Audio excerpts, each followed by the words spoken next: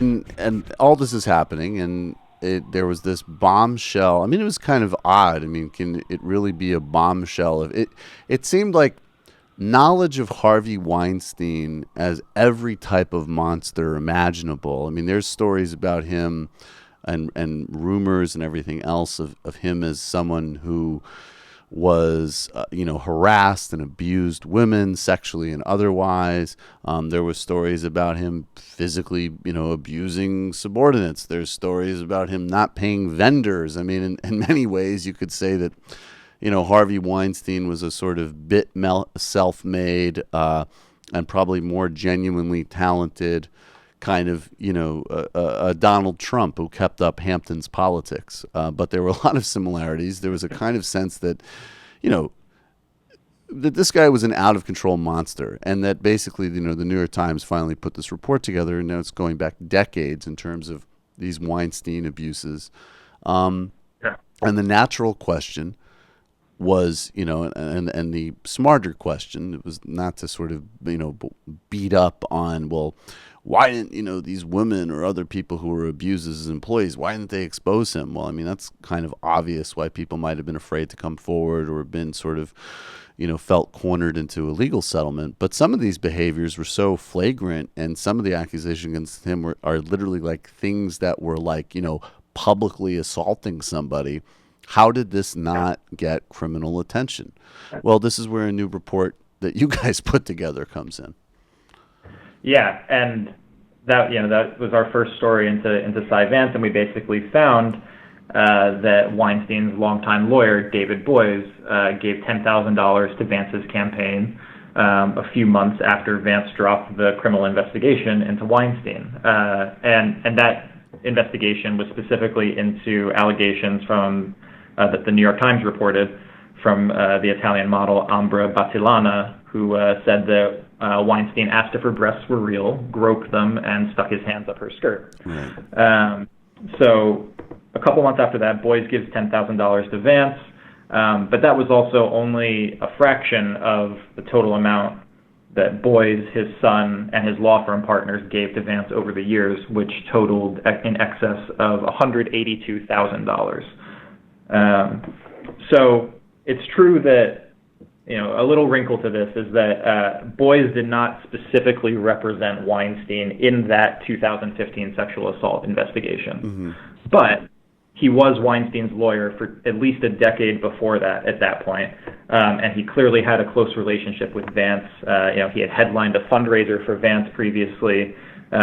So it still certainly raises questions about a potential conflict of interest and impropriety there, especially when we're seeing what starts to look like a trend in this pattern of behavior with Vance. Well, yeah, so you have specifically the Weinstein case, but then the follow-up piece that you guys published on the 6th of this month is entitled "Criminal Defense Firm Bankrolled Manhattan DA Cyrus Vance Kept Clients Out of Prison." So, I mean, what are the other kind of potentials, at least, of other kinds of cases we're talking about, and the kind of broader set of campaign contributions? Well, it seems like there might be a trend here of sexual assault crimes. Mm-hmm.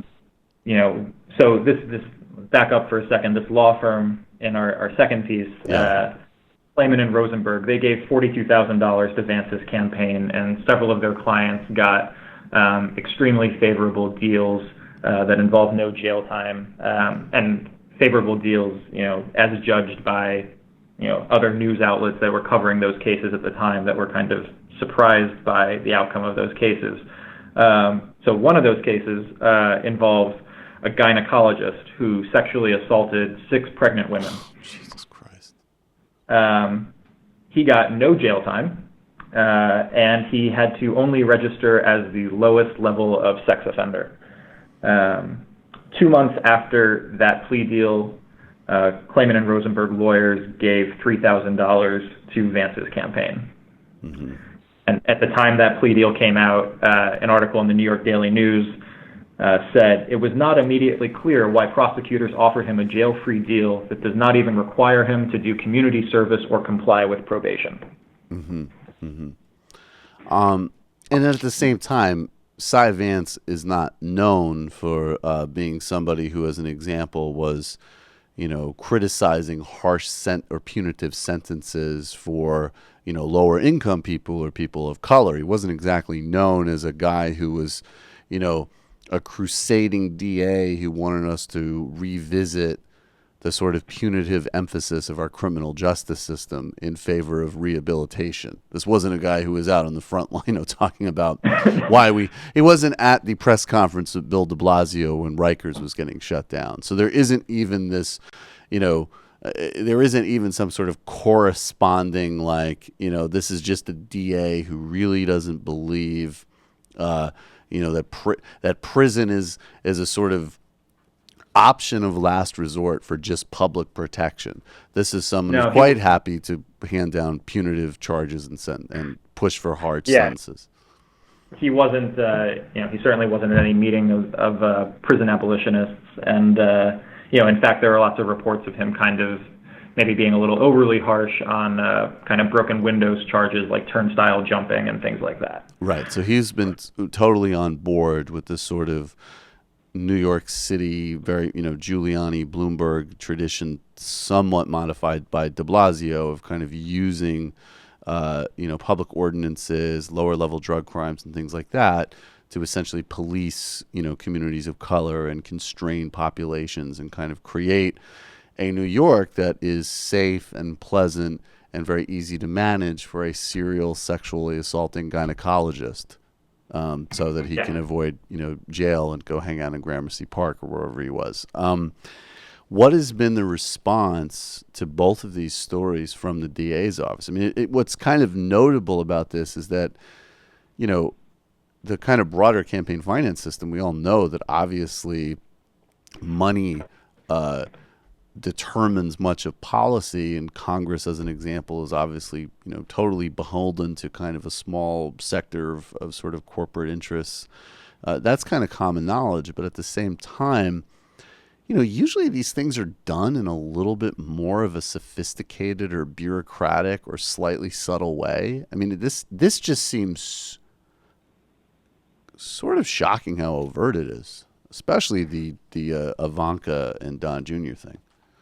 Yeah, absolutely. And I mean, talking to people about these cases or, just seeing the responses come in to the articles on Twitter, I think people were even surprised to realize that it's the same kind of campaign finance system we have for Congress that we have for district attorneys. A lot of people don't even realize that that's how our political system works, and that the justice system is dependent on those same kinds of well-connected, wealthy donors.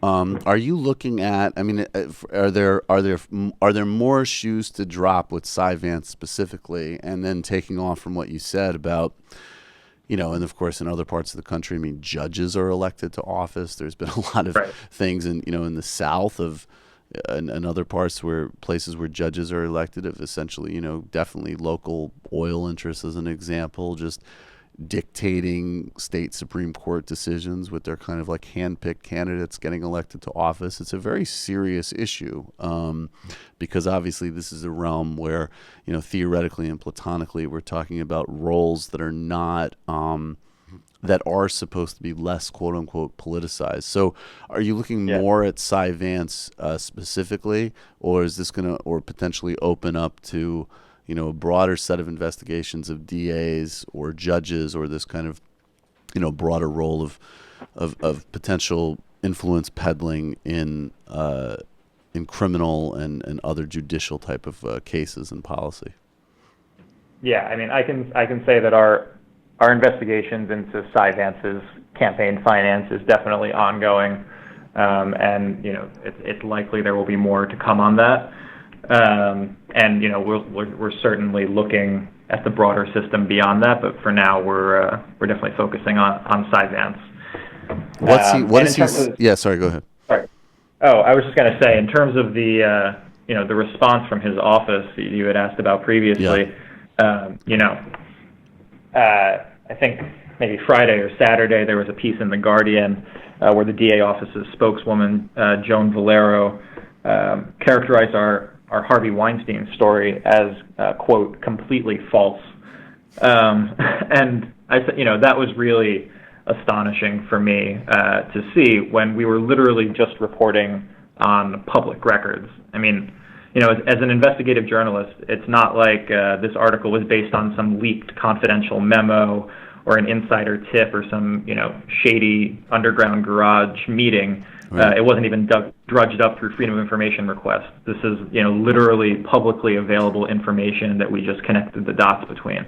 Right. So to have an official spokesperson say my reporting is completely false is simultaneously baffling and really concerning. Mm-hmm, mm-hmm. I mean, I don't even understand. I mean, is there anything around those quotes that expands on that? Because unless they were going to somehow prove that, sorry, this isn't Jade, you guys at International Business Times, this isn't even your fault.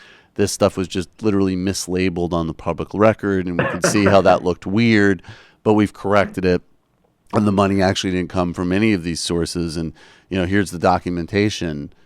That would basically be the only way that you could say that, and then even then you would still be like, apologetic, there's some problem at the sort of, at the clerk's office or whatever. Yeah, no, they have not said that any of the records we reported on were incorrect or mislabeled or anything like that. She threw out a couple of kind of straw man claims that we did not make in our story, mm-hmm. And said none of these things are true. And which my response was just, yeah, we didn't say any of those things. Right. You just reported on a specific. So yeah, I mean, if they're spinning that hard, there's probably obviously a lot more to come, and it really looks very, very bad. Hi, folks. Sam Seder here. We still need your help on our Patreon page. YouTube ads have come back, but not nearly as much as we had before. So if you can help us out, any little bit helps. Head over to our Patreon page right at this URL, and you'll help us keep helping you by making videos